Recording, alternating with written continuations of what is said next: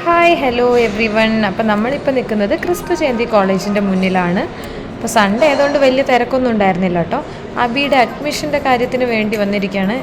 ഇത് നമ്മൾ വിസിറ്റ് ചെയ്യുന്ന രണ്ടാമത്തെ ക്യാമ്പസാണ്. അപ്പോൾ ഇത് കുറച്ചും കൂടെ ഡിഫറെൻ്റ് ആണ് ആദ്യം നമ്മൾ കണ്ടതെന്ന്. സൂപ്പർ ക്യാമ്പസാണ് കേട്ടോ.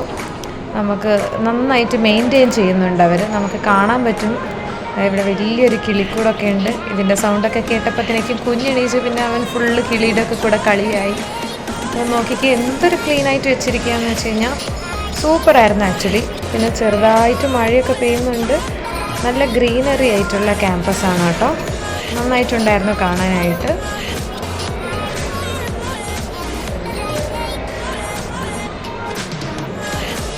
നന്നായിട്ട് മെയിൻറ്റെയിൻ ചെയ്യുന്നുണ്ട്. അപ്പോൾ ഇതിൻ്റെ ബാക്ക് സൈഡിലായതുകൊണ്ട് ചെറുതായിട്ട് വീണ്ടും കൂടുകളൊക്കെ ഉണ്ട്.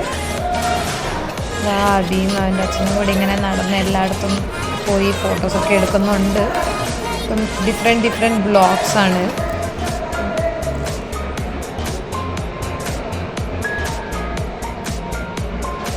പിന്നെ അവിടുത്തെ ഏറ്റവും നല്ലൊരു അട്രാക്റ്റിംഗ് സാധനമാണ് കേട്ടോ ഏരിയയാണിത്. അപ്പോൾ ഇത് അവർ മാനുവലി ഉണ്ടാക്കി വെച്ചിരിക്കുന്നതാണ്. അപ്പോൾ ഇവിടെ നമ്മൾ കുറേ നേരം ഇരുന്ന് കളിക്കുമായിരുന്നു കുഞ്ഞ്.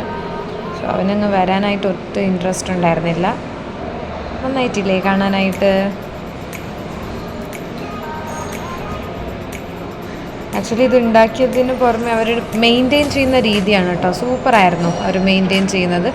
ഒക്കെ നല്ല വൃത്തിയാക്കിയിട്ടുണ്ട്.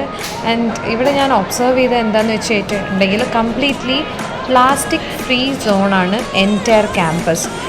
നമ്മൾ പോയി കഴിഞ്ഞപ്പോഴത്തേക്കും ഒരു പ്ലാസ്റ്റിക് ആവട്ടെ, ഒരു വേസ്റ്റ് ആയിക്കോട്ടെ ഒന്നും കാണാൻ പറ്റുന്നുണ്ടായിരുന്നില്ല.